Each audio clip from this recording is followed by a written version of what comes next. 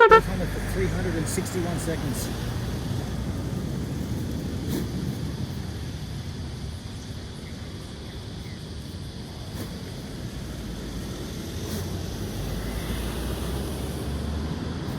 There's ants here. Oh no.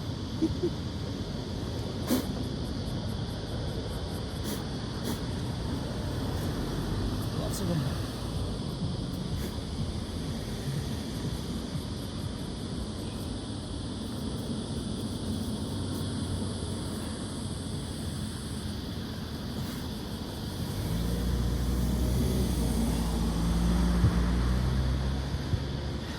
Right on an ant's nest.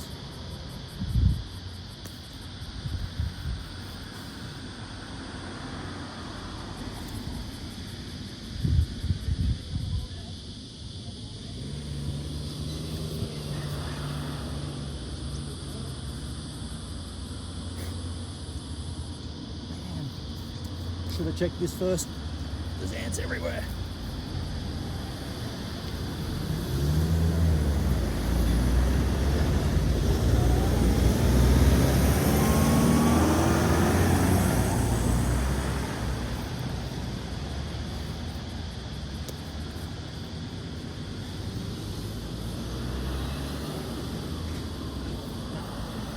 Too many ants. Oh my goodness.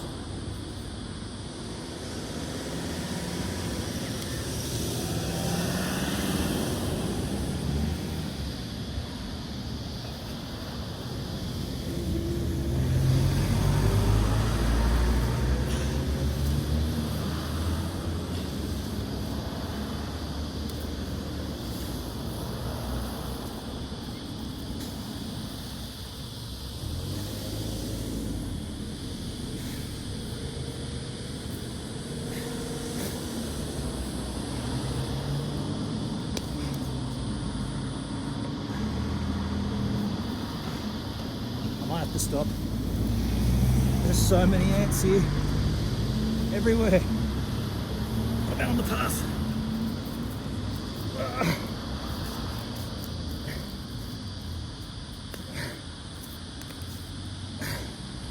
There's less on the pathway. My goodness.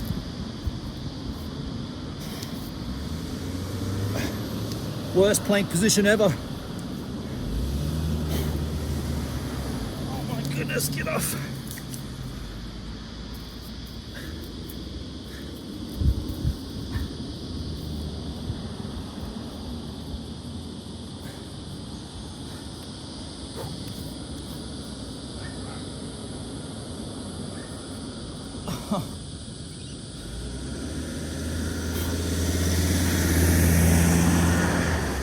They're not on my feet, they're only on my hands.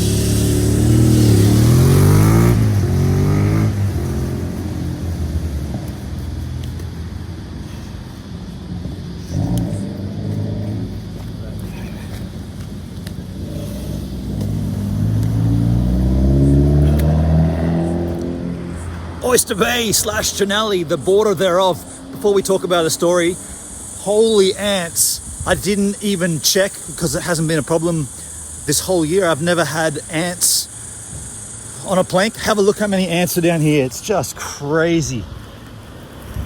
They're only the little black ones. You know, these little guys. You can see them, right? Just everywhere I moved to, there was just ants. Everywhere. Like this whole slab of grass, just ants. That's funny. Anyway, I really want to get out onto the roundabout and continue my story from yesterday, because we are at, hey, there's no cars. We're at the corner of Georges River Road and Carvers Road. This roundabout here, this guy's going left. Delika. Just gonna wait for this guy to, yeah, cool. I'm jumping out onto the roundabout. So this is so much history right here, or not right here, but behind me. That Shell service station, which you can see, that is the scene of my first job. I got a job there when I was in year 10, and it lasted me all the way through till the end of so 3 years, and a little bit after that as well. Now, if I turn the camera around, there is a block of houses here that used to be a single house. I can't remember the gentleman's name, but there was a guy that lived in that house, had a big front lawn. He also worked here at the Shell. He didn't get me the job. Shane Basham got me the job. Shane Basham was another skateboarder that I was at school with, and he got me the gig. At some point, I got Grasler a gig here, and my younger foster brother, Bill, got a job here as well. By the way, when I mentioned this, yesterday we planked way up here at the top of Georges River Road. This is the carve that I would carve, and you'd come all the way down. You have to look out for the cars coming up here, hang around the roundabout, keep heading towards Oyster Bay. I don't even know if technically we are Oyster Bay yet, or, I mean, there's the signs Oyster Bay, but this is right on the border. Oh no, there's the sign right there. Welcome to Oyster Bay. But let's continue this story here. I want to tell you about the owner of that Shell garage, a guy called Bert Higgs. This is back in the day when Shell petrol stations, service stations, gas stations for those Americans, they were owned independently, but there was the umbrella organization, in this case Shell. But Bert Higgs, sole proprietor and did his own thing. He was let's just say this, he wasn't a very liked man. He was a nasty old prick, to be completely fair. He has passed on, probably shouldn't speak ill of the dead, but he got caught mixing water with his fuel in the tanks to get more volume, and he did some other sketchy stuff, like he made us as employees refill the frozen ice, like frozen water. We'd sell ice, party ice, and he'd make us refill the bags with a big ice machine he had out the back. So it looked like you were buying branded ice bags, but we were the ones refilling them. And we weren't weighing them, we weren't measuring, we were just putting in whatever we thought. So he got caught a few times and found guilty. And there was a time, so when I got the job, I think I was paid, it was either $4.50 an hour or $5.50. And my job, you know what, let's go over here. Just gonna get off seems like there's a lot of traffic here. I'll just get off the roundabout. I'll tell you, I reckon they'll probably boot me off here, but if I just gotta kind of show you. So if you see here, see these 3 roller doors? That's the service station in itself, but in that roller door is where I would be, because my job, and it's no longer here, there used to be a gas bottle here. My job was driveway boy, driveway assistant, or call boy. So when people would drive in, they'd actually drive over a little wire, and it would trip a bell, and the bell would ring in the back where I'm sitting. I had to come out and check their oil, check their water, check their tires, sometimes even fill up their fuel, right? That's why they're called service stations. We service the public. But what I did, after I realized Bert was skimping on us, he wouldn't give us a pay rise. We asked, like, not just me, but everybody, all the driveway boys asked for a pay rise. And he just said no. He just flat out said nope. And he also said, if you don't like what I pay you, I think it was $4.50 an hour. He said, if you don't like it, I've got a list of boys that'll do this job, so you can just leave and I'll just get someone else. So we were in this kind of weird position where it was like, it's a sweet gig, very easy gig. Money was lame, but it was a sweet gig. So what we did instead, and I don't know if I should be admitting this because it is a crime, but we stole so much food to make up for the loss in income. Like it's going to be hard to explain without, and you can't go in there, but so there's also a staff member who would be sitting at the till, and then there's the driveway boy in the back. And in the main area, like the main shop, is where we'd have to go and like restock chips and drinks and anything like snacks and whatever. But they all came from out the back. But there was also a storeroom that had a false wall, and the wall didn't go all the way to the ceiling. So when you were in the storeroom collecting all the stock, we used to throw it over the gap. So throw it up to the ceiling, like bags of chips and candy bars, blocks of chocolate. Cigarettes, I stole cigarettes for a friend. Tried to probably encourage his smoking habit, that's bad. But I would throw them over the top, that gap, and then they'd come down into the back area, and then I just put them in my bag.